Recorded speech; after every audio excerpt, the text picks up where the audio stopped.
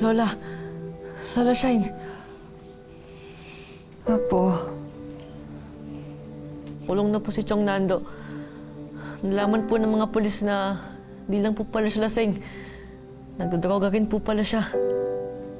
Kaya po halos papatay nila tayo.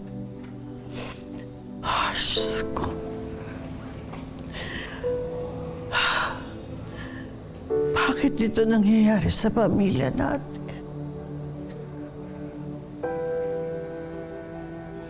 Dito po yung mga doktor kanina. Hindi ko po naintindihan lahat ng sinabi nila. Pero kailangan niya raw po dumaan sa mga test, Lola. Nabayaran ko na po lahat para magamot na po nila kayo. Saan ka kumuha ng pera? Yung perang inipon ko po sana para sa operasyon ng mata niyo. Ayoko, Totoy. Ayoko. Galing sa masama ang perang yun. Ayokong gamitin mo yun sa akin. Tawagan mo mga doktor, kausapin mo sila, sabihin mo, binabawi mo na ang pera. Lalabas na tayo sa ospital na ito. Huwag mong gamitin ang perang yun para sa akin, Totoy. Ayoko. Lola, pag di po kayo nagamot, baka mapano po kayo. Ayoko po may nangyaring masama sa inyo, Lola. Ayoko po mawala kayo. Diba sabi ko po, gagawin ko po ang lahat para umaba ang buhay niyo. Kahit ikapahamak ko pa po. Apo.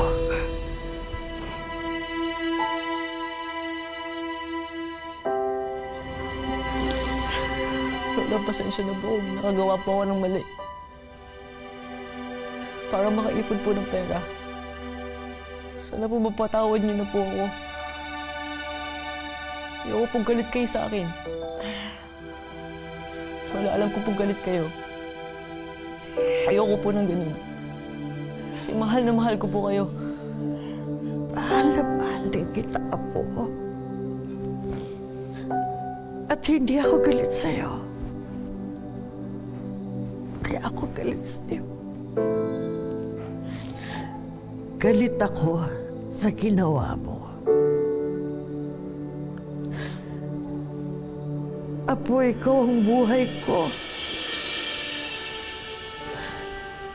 Kaya mahirap na tanggapin sa akin na ginawa mo yun sa sarili mo para sa akin.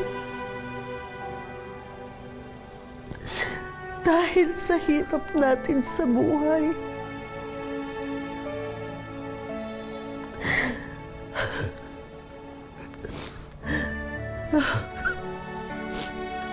Sa totoo lang, galit ako sa sarili ko. Hindi ko naiintindihan kung bakit kahit na anong gawin ko, lagi pa rin tayong kapos. Tapos may sakit pa ako. Kasalanan ko lahat ito. Kasalanan ko. Lola, hindi po. Wala po kayong kasalanan. Lola, pangako po. Hindi ko na po ulitin yun. Hahanap na po ako ng ibang trabaho. Para makaahon po tayo. Mahal na mahal ko po kayo, Lola. Mahal na mahal din kita, Apo ko. Mahal na mahal kita. Hindi ako galit sa'yo. Hindi ako galit sa'yo.